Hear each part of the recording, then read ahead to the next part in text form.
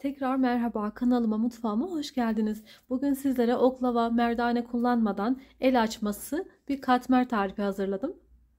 İç malzeme olarak haşhaş kullandım. Hemen yapılışına geçiyorum.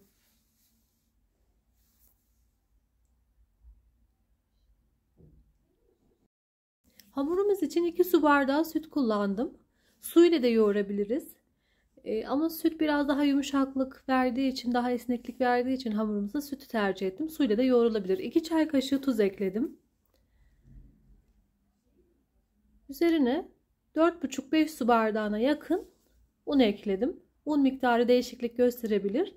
Ele yapışmayan yumuşak kıvamlı bir hamur elde etmemiz gerekiyor. Unumu önce azar azar ekliyorum. Bir tahta kaşık veya bir spatula yardımıyla karıştırıyorum. Daha sonra elimle yoğuracağım.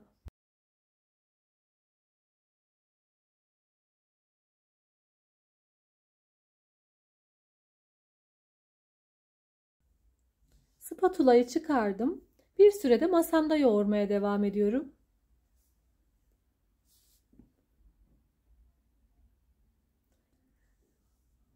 Kalan unumu masada ekleyerek azar azar istediğim kıvamı elde etmeye çalışıyorum. Dediğim gibi ele yapışmayan yumuşak bir hamur elde ediyoruz.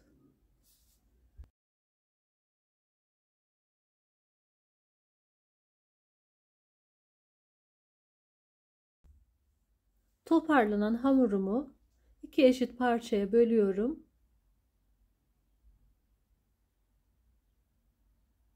Ve böldüğüm parçaları da kendi arasında ikişer ikişer bölüp 8 parça elde ediyorum. Bu ölçülerle 8 adet katmer elde ettim.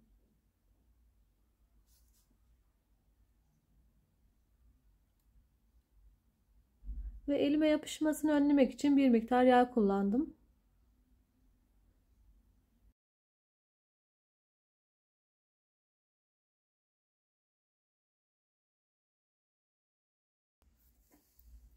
Bezelerimi sıvı yağ ve tereyağı karışımından bir miktar döküp bir kaba diziyorum. Üzerine yağımdan gezdiriyorum. Yağ miktarı vermedim. Dilediğiniz ölçüde yağ kullanabilirsiniz. Ben 1 çay bardağı sıvı yağ, bir miktar da tereyağı kullandım.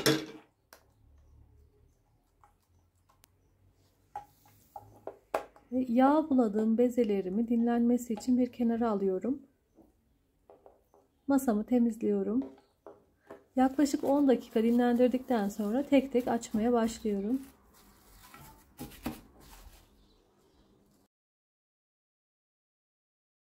İki ayrı iç hazırladım. Birincisi 2 yemek kaşığı unu tereyağı ve sıvı yağ ekleyip hafif kavurdum.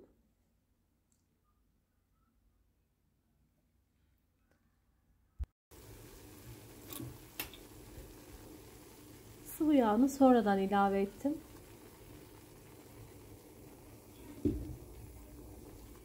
Ve şöyle karıştırıp bir kenara alıyorum. İkinci karışımım 4 yemek kaşığı haşhaş. Üzerine 1,5 yemek kaşığı şeker ekledim. Şeker çok yakışıyor. Size de tavsiye ederim.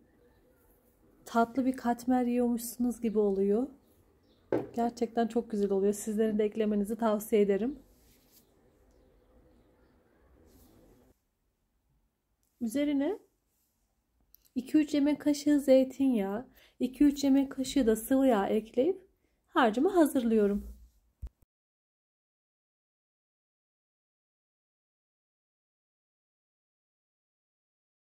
Yeterli miktarda yağ ekleyip böyle akışkan bir kıvamda harcımız hazır.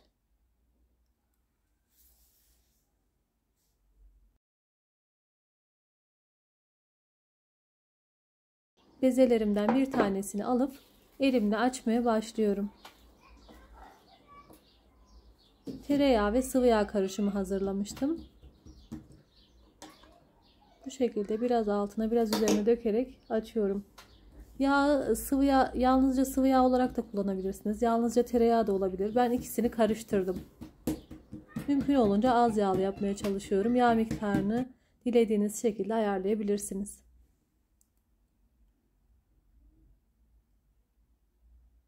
Dinlendiği için hamurumuz gayet güzel açılıyor. Yağın da etkisiyle. Büyük bir tatlı tabağı büyüklüğünde açtım.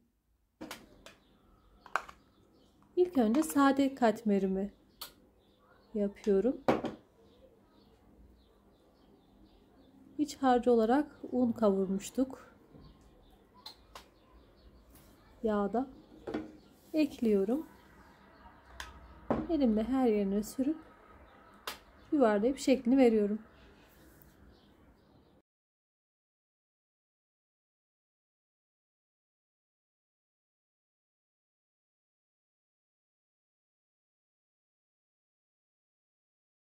Haşhaşlı harçla yapıma geçtim şimdi. Yine aynı şekilde bezemin altına üstüne yağ serpiyorum. Elimle hafif hafif her tarafa eşit olacak şekilde bastıra bastıra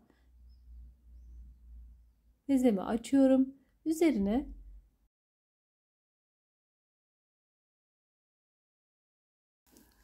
hazırladığım karışımımdan bolca sürüyorum. Ve bir sürede birlikte açıyorum. İç harcı ile birlikte biraz daha büyüttüm.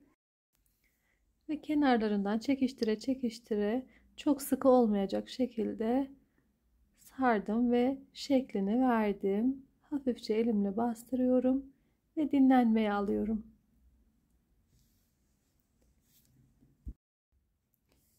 On dakika kadar dinlendirdim.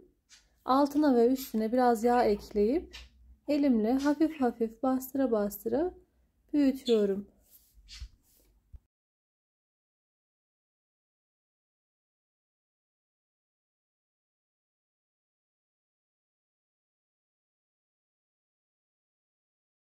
Hepsine aynı işlemi uyguluyorum. Daha sonra pişirme işlemine geçiyorum.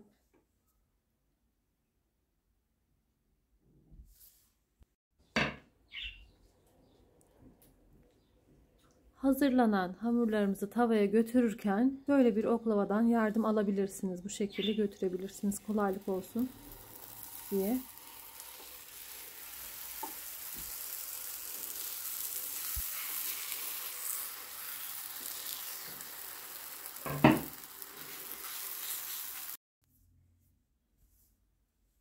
Ara ara çevirerek orta yükseklikteki bir ateşte pişiriyorum.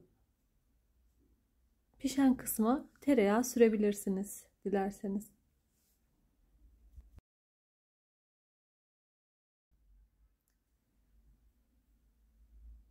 Tüm hamurlarıma aynı işlemi uyguluyorum.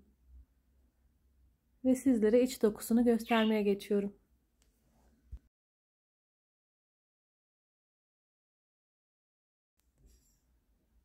Evet, katları görüyorsunuz. Gerçekten muhteşemdi. Dediğim gibi şeker katmanızı mutlaka öneririm. Çok yakışıyor. Umarım sizler de dener ve beğenirsiniz. Olumlu, olumsuz görüşlerinizi belirtebilirsiniz yorumlarda. Bir dahaki tarifimde görüşmek üzere. Kendinize iyi bakın. Hoşça kalın.